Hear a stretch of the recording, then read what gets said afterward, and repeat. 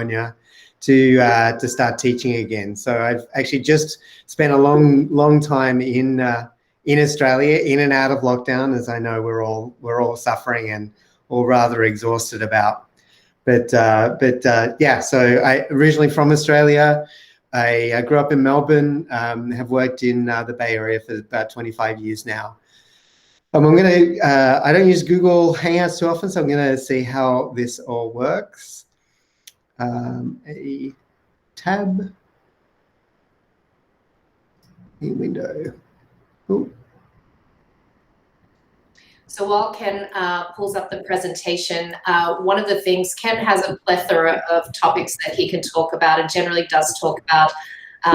He visits organizations or when he does events such as leading the product. And one of the topics that really resonated with me was the topic that Ken is going to speak to today, which is think like a product manager. And I think it is really relevant to all of us, whether you are a product manager that's been in your craft for a really long period of time, or someone who has just started in product management, or someone who's thinking about getting into product management, or someone who works with product managers. So I think this is relevant to all of us, and I'm sure we will learn something through this event and presentation. Before I hand it over to Ken, also just wanted to say we will do a Q&A towards the end and we will leave some time. We received a lot of really great questions as well ahead of time, so thanks to those of you who submitted questions. Ken, are you... I'm going to, for some reason my computer is not letting me present. I'm going to actually, it's asking to quit and reopen, which means I need to drop out. I will be right back. Sorry for the technical difficulties. Not a problem, Ken. All right.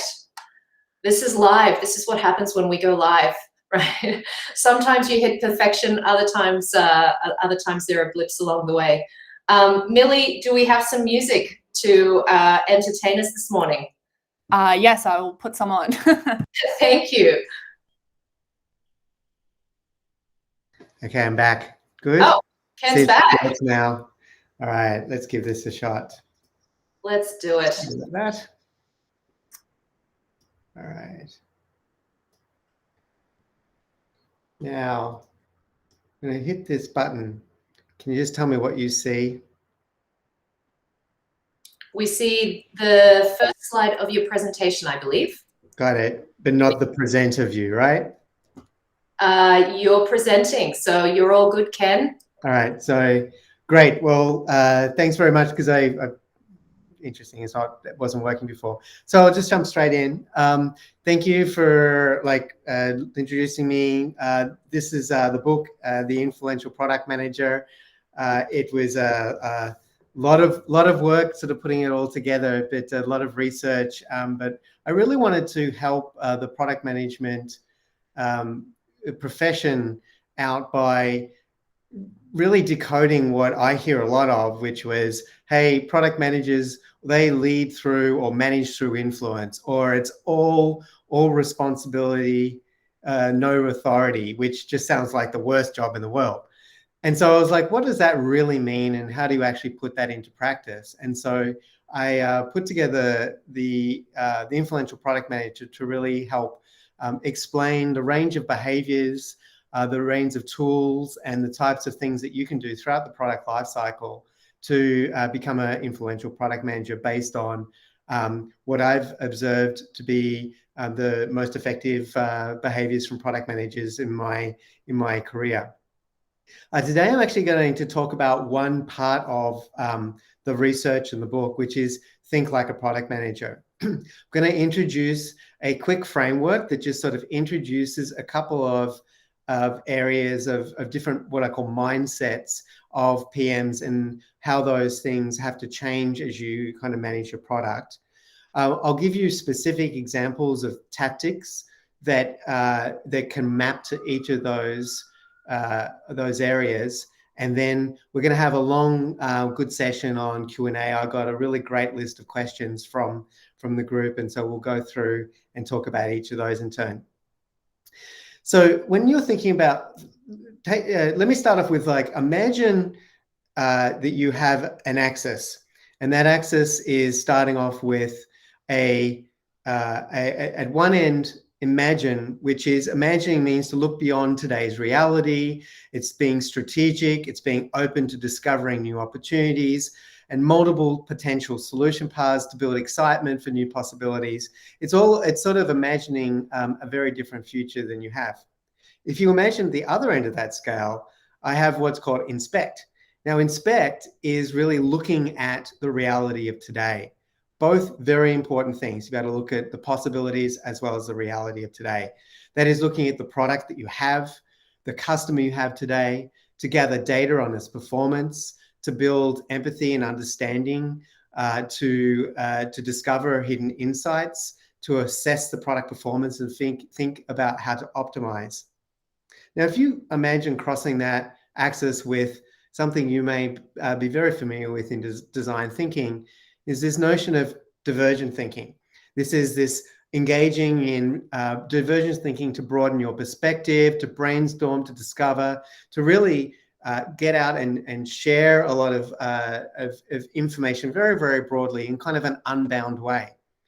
But we all know that in the product management world, you also need focus and convergent thinking. And this is where it's really essential, particularly once you've prioritized a particular path. You don't want to be revisiting a whole lot of different ideas, doing all this divergent thinking. You want to converge and really focus in and go deep on challenging assumptions, mitigating risks, building your product, and strengthening and deepening your understanding in your own plan. It's really critical to avoid distractions, misalignment, and analysis paralysis by constantly revisiting things that you've already dismissed.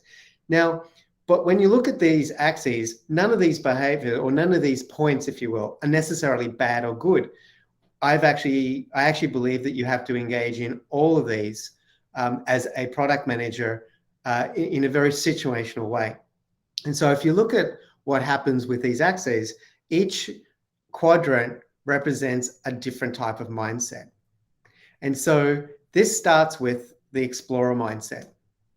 Now, the explorer mindset is really about you setting context, customer needs, sharing data, and really understanding the problem and the opportunity space well before you rush into solutions.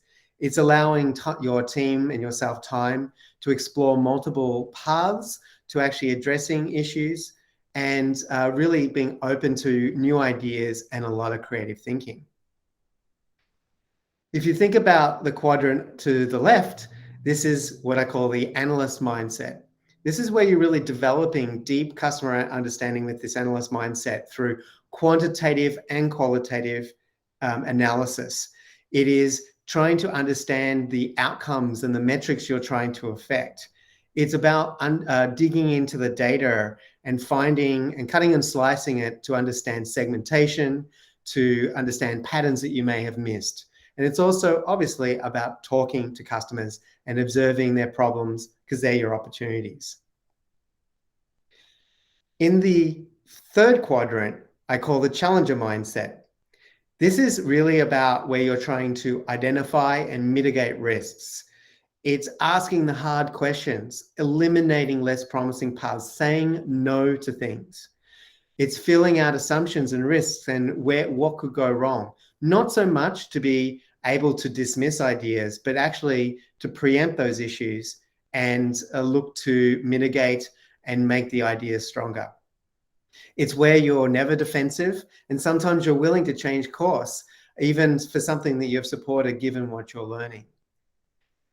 It's also where, rather than debate or push back or ignore those dissenting voices, the ones that kind of annoy us because they're constantly disagreeing with our path, it's about embracing those voices and truly understanding their point of view. And then the fourth quadrant is what I call the evangelist. This is a very overlooked activity of many product owners, product managers. And this is where you can build real momentum. It helps you focus and motivate your team and build broad-based support for a particular path with your stakeholders and your team. It helps engage them in the solution. You're not prescriptive in those. You're really trying to get your stakeholders to understand the work that's being done by the team and to let you focus on that. You want to turn those stakeholders into believers, and you want to be able to unleash your team's creativity on a very focused problem.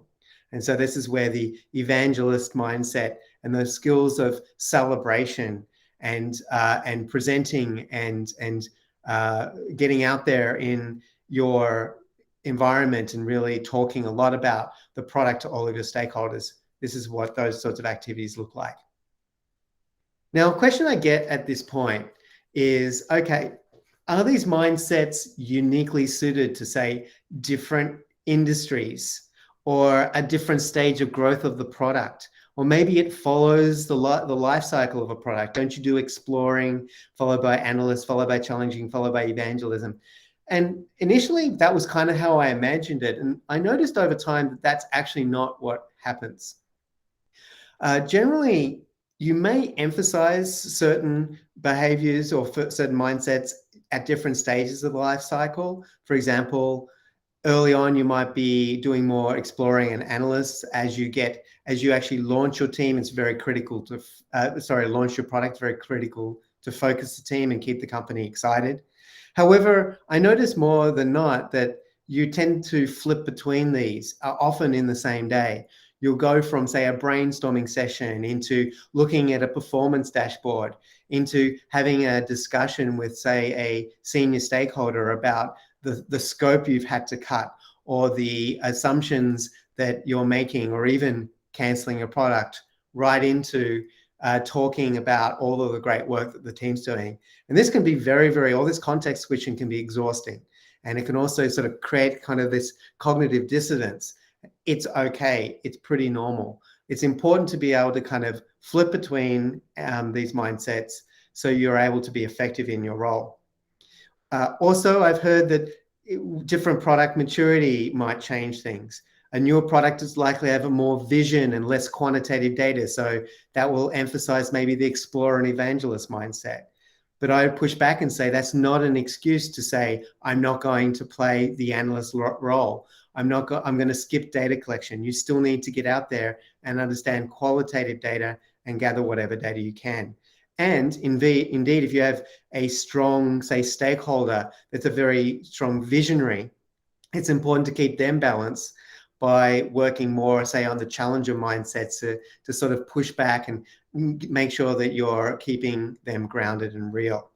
So things will change given your environment, but it would be a mistake to think that you can ignore or different mindsets come into play at very, very specific moments in the life cycle.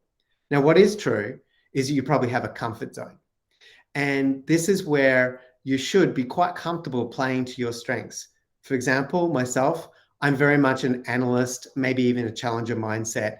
I'm not as good on, say, idea generation myself. And as an introvert, I don't actually do too many talking engagements to get the message out. You might be surprised by that. It's important to be able to play to your strengths and understand your natural strengths and use them, particularly if that's in balance of others. But you also have to understand that you have to practice getting better at those areas that you might be weak and be very, very deliberate about trying to compensate. For example, if you're not strong on the analyst side, go and learn how to be your own self-service data analysts, or make sure you're going on customer interviews rather than avoid them. It's very easy to avoid those sorts of environments. And then finally, leverage others. This is where, if you're not a natural in a particular area, be explicit about finding those that are and try to engage them so they can really help you. Ways that I do that, for example, is that I might make sure that whenever I'm looking at potential problems and solutions, I bring a group together to brainstorm together. My job is to provide context to that group. Their job is to let the ideas come forth. Another example is if you're not a natural challenger, go and find those, we all have them, those engineers who always seem to poke holes in things, and engage them and embrace that so you can really understand the assumptions that you need to be challenging. I'm now going to talk a little bit about the different behaviors and how they might manifest themselves in actual activities that you can do, trying to make this as actionable as possible. So drive innovation with an explorer mindset. One of the most important things is to make sure you're very, very clear about who your specific target customer, the problem you're trying to solve, and make sure you have a product vision. If you take some time to define what you're trying to achieve, why and for whom, you'll get everybody on the same page and you'll direct all of that creative energy in the right way. In fact, I find that far too many product managers rush headlong straight into trying to define solutions. Your job is not necessarily to define the solutions, but to understand the problem at a very deep level before you then engage on solutions. Your job is also not to have all of the ideas or be the smartest person in the room. Your ideas are going to come from everywhere, and trying to encourage them and even embrace even those that might be initially feeling a little distracting, like from your stakeholders or from salespeople, or even finding ideas directly from customers and competitors, usually in the form of prescribed solutions, but you can always step back and say, wait, what problem am I trying to solve here? Thirdly, don't skip discovery and validation of potential solutions just because you're in a hurry to deliver something. I explicitly call out the discovery and validation phase in my standard kind of product development lifecycle. It often takes some time to get stakeholders on board with that being a valid investment, particularly given I'm not promising scope, I'm not promising timelines yet, because we're still trying to understand what solutions might actually work. And then make sure you're gathering feedback throughout that life cycle by validating with customers. And that's kind of the explorer mindset. A very simple vision statement can look as simple as this. Just being very clear about the problem we're trying to solve. This can be at the feature level.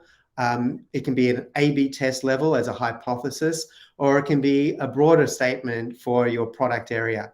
But whatever it is, be very clear on the problem, the job to be done, the target customer, and what benefits and value propositions. And importantly, understand how you're delivering something that's truly differentiated in the market. Second, developing customer understanding with an analyst mindset. Now, this starts with actually understanding what you're actually trying to affect.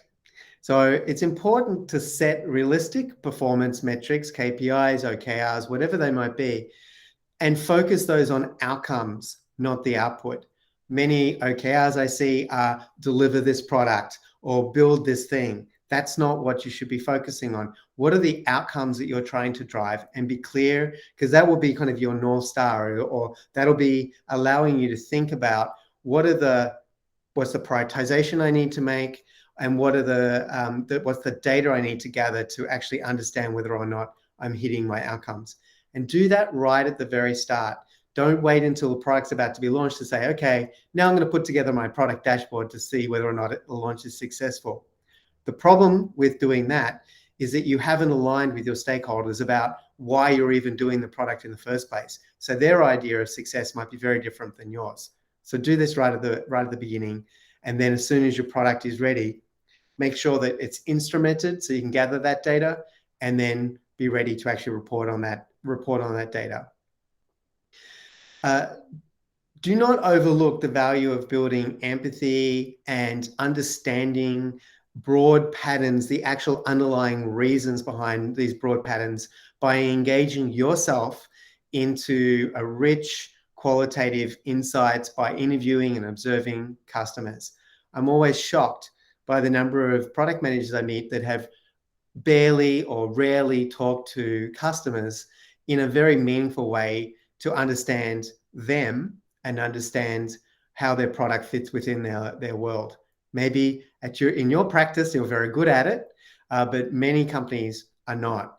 And as a result, product managers are failing to bring one of the most important things to the table, and that is that deep understanding of the customer, the voice of the customer, and can really ensure that any conversations are addressing their needs, and that you've got to the root cause of what the product actually needs to do and how it's ultimately going to fit into the customer's life. And product managers often have to fight for attention from data teams. I understand that. They're even scarcer than, say, maybe lead engineers. So the best advice is become your own analyst.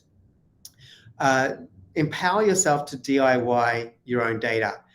Negotiate getting access to some raw data, put it into a spreadsheet, learn basic SQL, anything you can do to not rely on others to cut and slice the data to actually understand insights. One of the other problems with outsourcing that is they will come back to you with kind of the answers to the questions you've asked, but you will not necessarily discover new questions to ask because you're seeing some interesting patterns and trying to kind of get to the bottom of that. And you want to iterate on that really, really quickly. And putting a data request in, that's not going to move fast enough. Here's just some examples of how simple you can put together in terms of success criteria. This is of a product that was a consumer product. It had, more or less a funnel here. We wanted to see the conversion rate into the product increase. We wanted to ensure that we were able to reduce the time that it took to onboard new customers. And then we wanted to see increased active use. And the kind of counter metric is that we wanted to make sure that the product was intuitive and not leading to too much internal support. And these were just 4 metrics that we put together around a product, an iteration around a product. You don't have to have these at the very, very top level. These can be almost on an initiative or project basis. Just make them specific enough that you can really understand, have I been successful with launching my product? Challenger mindset. So there's a subtle psychology that changes when you restate your ideas, directions in terms of a hypothesis instead of your own personal feelings or a problem that we must solve or a project that must work.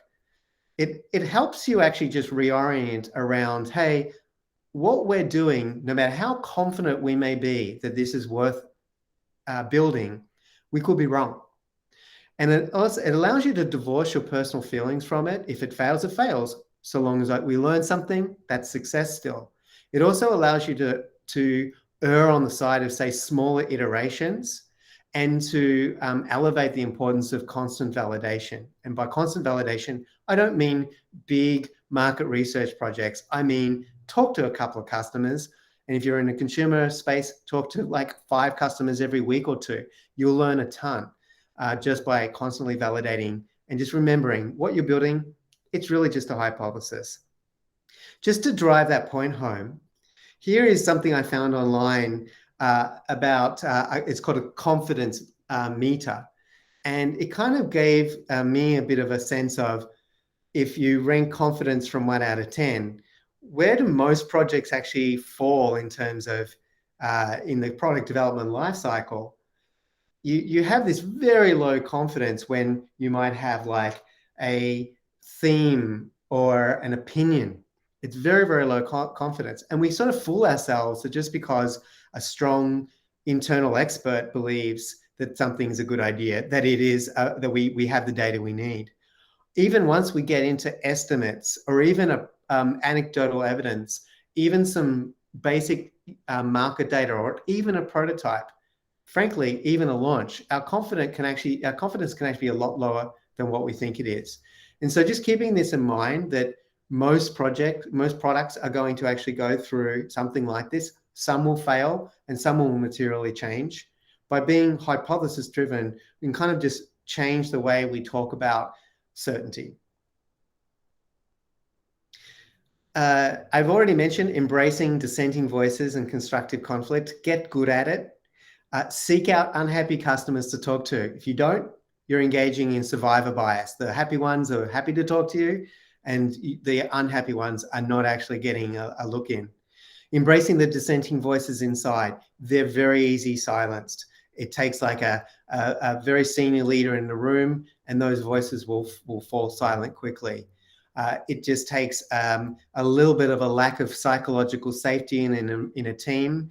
The psychological safety is the ability to be wrong and not to be kind of punished for it, to take risks, and that to be seen to be a good thing.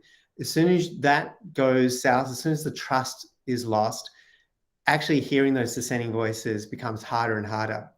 So actively work against that and actively work to create psychological safety and a sense of trust in your team. And when you hear dissenting voices, embrace them and encourage more of it. And whether we like it or not, it's a zero-sum game saying yes to things. We have to learn how to say no. In my book, I go through, and there's a couple of other talks where I go through some tips on saying no and how to say no nicely. But it's so important to see our job as focusing, prioritizing, and cutting things so we can get, frankly, product shipped that's of value with high ROI. If we try to avoid prioritization, or we allow too much to work outside of sort of whatever that prioritization methodology might be, just because of who is actually pushing for a particular thing. Likewise, and a more insidious example is the Moscow method, the should haves, the nice haves, the must haves. Why are we doing that? Only must haves. Let's really try to cut down to the things that we know are super important, or we have high confidence that is super important, keeping in mind that we might be wrong, shipping those early and getting more into a learning cycle. That's incredibly valuable in the challenger mindset. So trying to really own that prioritization and scoping down. That leads me to my final, building momentum with an evangelist mindset. So again, I've seen this done poorly and this done very, very well by product managers. It doesn't take an extrovert to do this well. It does take someone who cares to think about the importance of celebration, the importance of winning hearts and minds behind an idea, the importance of recognizing the hard work that the team is putting in, because it feeds off itself in two discrete ways. It builds that momentum and motivation, but it also reminds everyone in your organization what you've already decided is important to complete and allows you to get it done. So it actually reduces distractions. Your job, communicate with your stakeholders proactively and regularly. You own the proactive communication. There is no such thing as no news is good news.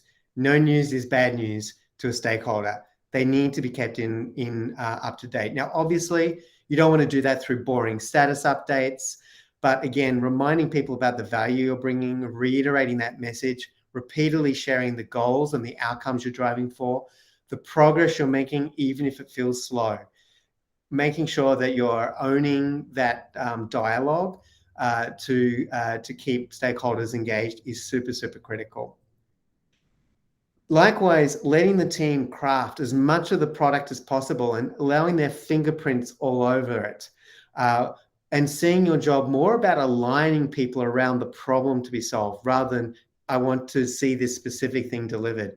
Losing that ownership of your team is a tremendous evangelism tactic. It actually can reduce your workload because it can unleash that creativity, and you'll probably end up with a product that's even better than what you imagined. And then finally, we know that launch in particular is a very sensitive moment for any new product or new product initiative. You have to see your job as managing that cross-functional collaboration, the whole go-to-market team, to ensure that they're engaged early, they understand what's coming, they're properly equipped, and that you are the first to understand what might be going wrong post-launch. And this can happen in really two ways. You can have bugs, technical issues. You should be on top of that and triaging and making sure. But more importantly, look very closely at the business metrics and understand, is this having the impact we expected? The last thing you want is to be surprised in a meeting by a stakeholder that says, hey, why is revenue down? And you've realized you've put a product in the market that isn't quite performing. And that's pretty much it. Reminder, here's the book. I believe that we are actually going to have some books to distribute, but if you are interested, there is this book deal. Sorry, that is in United States dollars, not Australian dollars, but that link is an Australian Amazon link.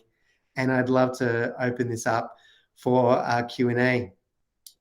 Ken, thank you so much. This has been so insightful, and I think there's certainly a lot of what you just talked about that's resonated with me, as I'm sure has resonated with the teams in terms of some of the challenges that we face on a regular basis, but also some really good reminders. Particularly, I love the communication with stakeholders. No news is good news. I'm going to remember that one. That's awesome. When is bad news? Exactly. So I wanted to turn it over to Q&A, and first of all, wanted to look at the questions that the teams have submitted to us. We've got some really great ones, and the first one I wanted to start off with is such a great one because it's a question around introverted product managers. And I know we're not all extroverts. Some of us feel incredibly like introverts, and particularly find it really challenging presenting to larger stakeholders when it's needed. And so what are your tips for introverted product managers to be more influential? Yeah, absolutely. Well, as I mentioned before, I'm actually extremely introverted. And I don't think most people know that about me, because over time I've really worked to do lots of presentations, putting myself out there. Now, introversion doesn't mean that you don't like to present or you don't like people or anything like that. You just got to remember one key thing, and it means that introversion means that you have to expend a lot of energy when you're in groups. Extroversion draws energy from groups. Introverts recharge when they have alone thinking time, kind of internal time. Whereas extroverts actually get driven nuts when they're not around people. So if you just remember that, it's not, boiling down probably a million lifetimes of science into sort of psychology into that statement. I'm sure there's plenty of psychologists who are currently revolving in their grave with me simplifying it that much. But if you remember that one thing, give yourself permission to be who you are.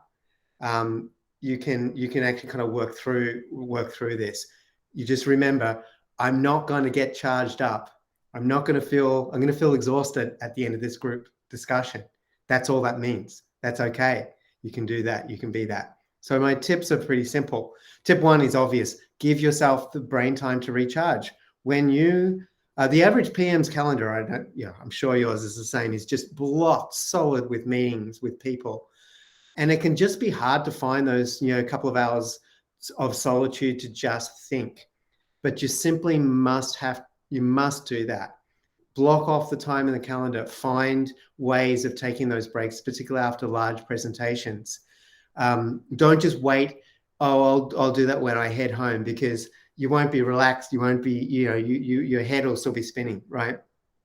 And it's actually very valuable if you do this, because introverts in particular are going to think a lot about their product, and you'll come up with all sorts of insights just by giving yourself that breathing space. So super important you find that time. Tip number 2 is leverage your superpower, right? Your superpower is you're introverted, you understand what it feels like.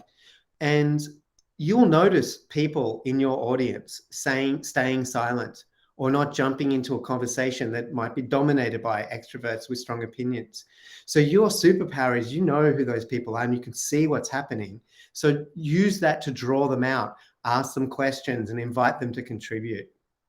My third tip is, as a rule, introverts generally want to think through things, get lots of data to feel confident in the outcomes. I'm actually coaching a really great sort of senior PM right now who is just this all over, like, dude, make a decision. Like, this wants to look at all of the different data points and try to get there. And the thing is that we don't like to be wrong as introverts. We like to think through all of these things. So my third tip is really become much more comfortable with incomplete data and making decisions quicker.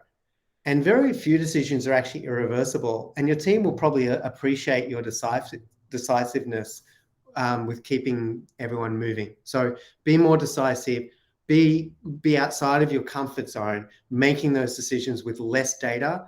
And here's a simple rule: if you want to think conceptually about why that's important, imagine you're taking 5 hours to make a decision. Okay, you make one decision, then in that 5 hours you get 100% right, you get 1 out of 1. But imagine if you can take 5 decisions in that 5 hours and you're 80% right, you're 4 out of 5. That's better use of time. Love the tips, Ken, and it looks like just based on the comments, it's really resonating with people. So thank you for sharing. No worries. I can't actually see the comments, unfortunately. I'll actually put it here now. That's all right. I think Carl has a question. Yeah. Carl. He's raised. Oh, sorry, I clicked the wrong button. That was my question. So you've answered it. Great tips, Ken. Thank you very much. Awesome. Great. Well, I definitely have a couple more. So I'll just, if you ping me, I'll send you some more ideas. Awesome. We'll collect those, Ken, and distribute those. Thank you. Now the next one is a really great one because product management is still a relatively new function in Woolies. And I say new, Woolies has been around for a very, very long time. Yeah. Product management has not. And so the next question is how to elevate the role of a product manager in traditional organization like Woolies. Right. So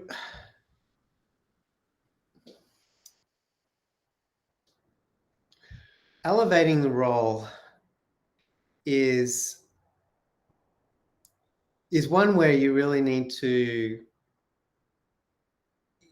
you've got to show value. So I was just thinking about how to best reply to this, and I had a conversation this morning, and where I was talking with a fairly a great product lead who she was extremely frustrated about the fact that she was really struggling to sort of get stakeholders to understand what she did and things like that. And I'm going to go on a limb here, and I realized that education doesn't work. Trying to educate people about what product management does, trying to kind of get them to appreciate that more, give them that space. It's just a muscle memory. It's just there. It's very hard to untrain that. And so behaviors kind of continue. You get the prescribed solutions, you get the stakeholders that are the subject matter experts, you get the leaders that just want to get it done. And trying to like undo all of those sorts of behaviors through education is really, really, really hard. So to elevate it, I really come down to 2 things. And first of all, it is about focusing on setting some key goals and then make sure you drive those outcomes and show them that those outcomes are valuable and that you can get that done. And if you're let loose, you can deliver. And what happens is, if you think about product management at kind of 4 levels, product managers can be very skilled, very experienced, and just knowing product management, like that's kind of the price of entry at some level. But that's not enough to change, to elevate the role, to make people like say, oh, here's a really experienced product manager, even someone who might have worked at really well-known companies. The next level up is actually one where you're really starting to drive, I would call it collaboration. So you're starting to actually show how you can bring people together and align on goals and become clear on what we want to actually achieve together. And that's very valuable. The next level up is repeatedly driving impact, which means you've probably been doing your job for 2 years and you've delivered a bunch of things and you're starting to really drive impact. And then the last level is actually you have true influence. You're recognized as a leader, and you kind of have to do things in that order to actually level things up. So right now for Woolies, hire the best people, coach the best people, decide on what product will mean for you, even if you don't have alignment with your stakeholders. Decide on what you want it to be. Make sure that those skills are things that everyone understands, the expectations are set, you're developing that, and then focus on collaboration and driving outcomes, and I think the rest will come. That's great advice, Ken. And I think the next question is very much kind of in line with what we just talked about, is what is the biggest challenge for product managers in large organizations? Well, I think there's several. I might add that there's many challenges in small organizations too. They might just be two sides, the opposite. The things that you have that are fantastic in a large organization, I can touch on this. Sometimes the things that small organizations don't have. So I think there are several. Obviously, one big common thing I see is that product managers are constantly being dragged into simply being kind of part of the delivery engine. I call that feeding the beast, where you're constantly trying to keep ahead with a backlog, defining product requirements. You're spending less time validating, less time thinking, and you're just sort of trying to keep the delivery engine running. That's not great. But I actually think there's a more insidious one, which we kind of just talked about.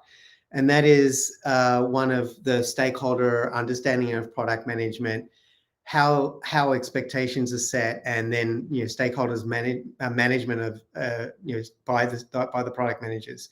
And I find many organizations, particularly large ones, just get in the way of their own product management teams because they fundamentally don't understand that value of what empowering a PM looks like. I mean, what it looks like to me is you're free to roam the organization unbound, looking for interesting things to work on.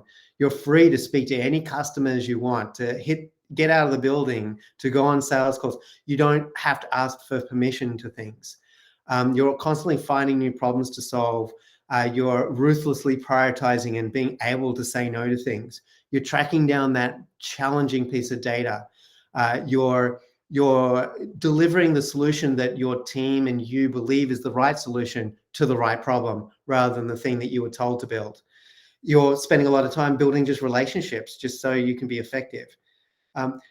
Those are the activities that I think stakeholders don't understand necessarily, that if you let product do that, great value comes.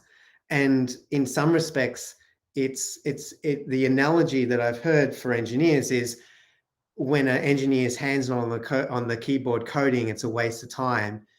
Well, when a product manager isn't like writing requirements, it's a waste of time. It's just not true. And so this issue just leads to so much misalignment.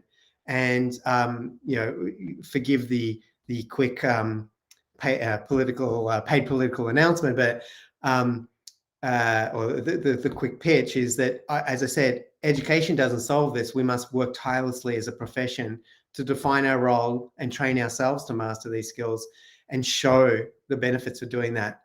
And you may have heard, I know Petra, you have, this is one reason why I'm a founding member of the Association of Product Professionals, which the Brainmates group are, and several big significant leaders in the US and Europe are. We're all part of a kind of a group. We're just on a mission to help organizations understand what a great product management looks like and try to get that message out. So I would recommend take a look at the Association of Product Professionals. Now, the good news is, Ken, we actually got an exclusive through Brainmates. So we've got, hopefully, quite a few people here have signed up from the product practice for APP. So we're incredibly privileged to have been given that opportunity. So really exciting, and thank you for mentioning it too. Really love the next question. It was unexpected, but so glad it was asked. So what is the most overlooked capability that creates killer PMs?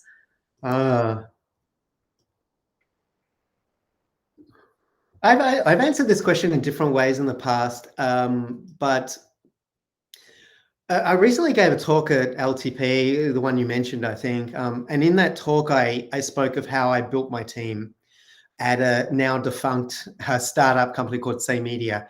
And, it was honestly one of the greatest collection of product professionals that I've seen assembled. And, at the time, and still feel today, I felt kind of lucky and kind of humbled. And many of these people went on to just build like incredible careers of their own at some of the most well-known companies. And so I kind of lucked out, but over time I came to realize that perhaps inadvertently I had rapidly built a team. I'd sort of struck upon a formula, and that was partly because of the situation. It was a startup that was in the ad tech space, and that's not one that a lot of people are motivated by. It's a very competitive environment in the Bay Area to hire people. So I was really in a hard spot of saying, how am I going to hire a great team quickly to really do this? And so what I chose to do is, rather than a laundry list of hard skills and experience, you see these all the time, the job descriptions of the product managers that, nothing short of a unicorn, please. It's not helpful. I actually made a choice to hire for what I call T-shaped individuals. So a little bit of all what you expect, that business acumen, the technical credibility, and the product sense, and one or two deep, harder skills that really complemented the team, like someone who's very good with data, someone who was a big evangelist, is really great at motivating teams. And I would have them cross-train each other. And that kind of leads me back to your question, because what I then optimized for, given the fast pace of my organization in particular, but I've come to learn product management is a moving feast at even the most stable organizations, was to really optimize for an adaptive skill set. Sometimes it's called a soft skill set. I don't like that because it kind of dismisses it. But adaptive skills look like leadership, ownership, evangelism, the ability to build broad relationships, the ability to drive alignment, not consensus, but just to get alignment around what we're trying to achieve, and knowing that sometimes consensus is not possible, but you're going to be able to move forward. Those that have growth mindsets in themselves and a kind of a willingness to give back and coach and mentor others and share their skills. Decisiveness, and I've already mentioned collaboration. Those sorts of adaptive skills really make killer PMs. If, which it's hard to get like the full package. So I chose to optimize for that, and it really, really worked, because that sort of leadership profile, that sort of adaptive profile, I could plug into all these different problems and they would figure it out. Yeah, that's right. And as you talk about adaptive versus soft skills and just that terminology, we have adopted that as well. And with our capability matrix, we are using that term as well as adaptive skills. And so that's being used more broadly across Woolies X, which is really great. That's great. Kelly has raised a hand. Yeah, Kelly. Thank you. Thanks, Ken. It's been really interesting presentation and discussion. Just coming back to the quadrants that you spoke about in your presentation, a couple of questions. In terms of sort of managing dissent in that challenger quadrant, how can you give us a bit of advice on how much investment you should spend on that, and how you stop that from becoming a distraction? So I think at the moment I work in Endeavour, and we've got some challenges around bringing some of our stakeholders on the journey with us. And so we've got a bit of a friction between how much do we listen and try and get alignment versus how much do we just kind of go, okay, you don't get it, we're moving on. So that's kind of one question. And then the second one is, you talked about keeping stakeholders updated. Again, in the context of what I just talked about, how do you prevent that from becoming a full-time job? How do you try and bring them to the work in the right forum that they will understand and it's meaningful for them and it's effective use of our time? Yeah, no, it's definitely a great question. And one of the things that I get a lot is like, oh, this is great. This is 4 quadrants and 4 full-time jobs. Thanks. Right. So the first thing is recognize you can't do it all, and you're going to have to make some hard choices and prioritize. And the key way to think about that is, no matter what the pain is day to day, don't let the urgent crowd out the important. However you want to think about it, Your long-term goal is to deliver value to your customer. And if you can focus on that and say, is this distraction material to me delivering against that? Can I put my head down? Can I just ignore it? Can I push it away? Can I spend minimum time on it? That's the first filter. And tactically, you can force rank all the things you've got to do and say, I'm just going to have to draw a line, right? And I've actually just given that advice just a couple of hours ago with somebody who was literally like just being pulled in all these different directions, and she's not going to be effective unless she does something like that. But then you use that to set expectations, particularly with your manager. Like, how I cannot possibly get all this stuff done if this stakeholder in particular is just asking and asking and asking. And some of those techniques of, like, I'm asking because I really have this pet project. If I just batter you with, oh, can you just get more data? Can you just get a little bit more data? I mean, that's choosing to work on something. That's crowding something else out just to even get data. To say no is enough, and they don't get that. So yeah. So my first thing is go for the long game first. The second thing is let's be nuanced in some of these definitions. Like, I say alignment, but as I just said, it's not consensus. You're not going to get consensus. It's so rare to have that, and you're just not going to get everyone on side. So your goal really is, what's my Pareto principle here? What's my 80-20?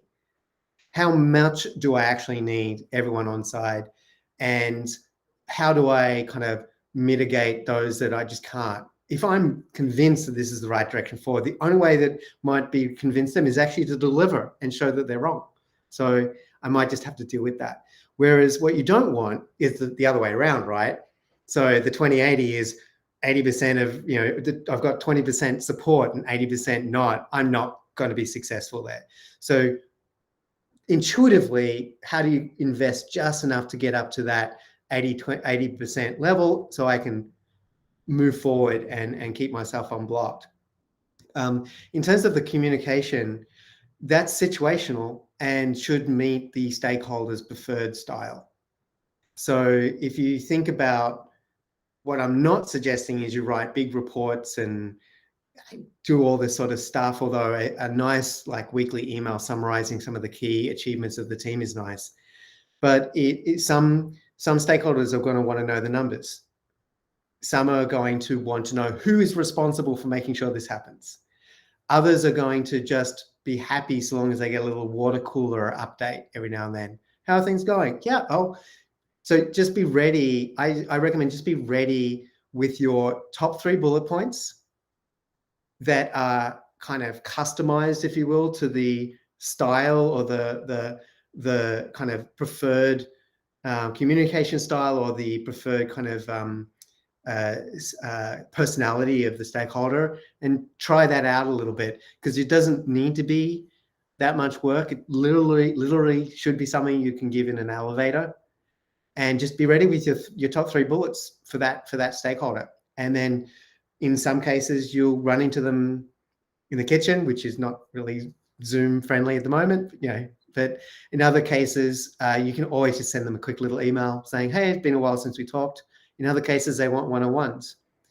But I'm not pretending it's no investment, but it doesn't need to be more work than that. Awesome, Ken. Thanks. Great question, Carly. Thanks for asking that. I think we've got time for one more question, and this one I'd love to ask is related to up-and-coming product managers. We've got product managers that have joined us from different disciplines, and they're new to product. So what is the hardest thing to teach up-and-coming PMs? And maybe I'll attach to that is, what is your advice for up-and-coming PMs?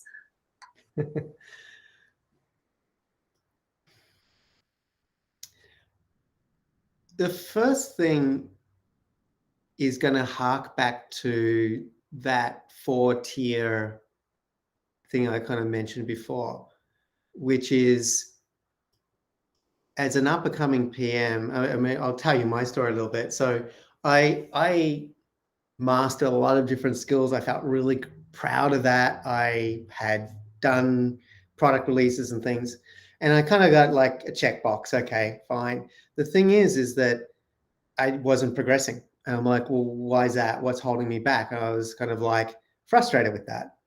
And I left companies and joined another company, and that same thing happened. And like, so I think for my advice to up and coming PMs is to realize that product managers do not move forward simply because they master the skills of product management. It's because they build and wield influence.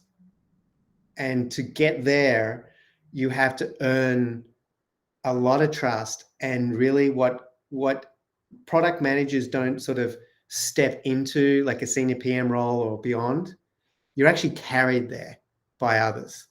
You need that broad-based support from, you know, almost everyone you work with. And that's what the difficult thing about this job is. And that starts with collaborating well, then driving impact that you can really quantify and point to, and then taking on more and more leadership, being the voice in the room, being invited into more influential things. And then you're sort of, then you're ready to step up. And that's a really hard thing for ambitious product managers to realize, that that's, you know, that's not just doing something once, that's doing something like over multiple years, repeatedly driving impact before you kind of get there. And that's really tough. Now, the great thing is that once you actually do succeed with that, the world's your oyster. You really can impact the organization in almost any way, and people will want you in the room to talk about anything. So that's the hard thing. So patience, I guess, is to sort of bring it down to a nutshell. But the other thing is, do not underestimate the importance of building relationships and influence, and invest in it, because that is ultimately how you'll get ahead. And look, for good reason. The average product manager, like junior product manager, has an agile team of like, I don't know, 5 to 8. In the Bay Area, that's $1 million investment every year. And we're putting that in the hands of somebody. We want to know that they're really, really driving impact and can work effectively with that team. And that's why that's a lot of responsibility. So it's not something that you just get handed and left alone. Great advice, Ken. And thank you so much. I know we've gone a little bit over. Thank you so much, Ken. This conversation has been incredibly enlightening, inspiring, and everything in between. Thank you for taking the time. Well, thank you for inviting me. I really enjoyed meeting the team, and look forward to staying in touch. And I'll make sure I'll send out my LinkedIn. You can link to me and ask me other questions that maybe you didn't get answered. I'm more than happy to do that. That would be amazing, Ken. Thank you so much. Take care and stay safe. Thank you very much. Bye, everyone. Have a good day. Bye. Thank you. Right.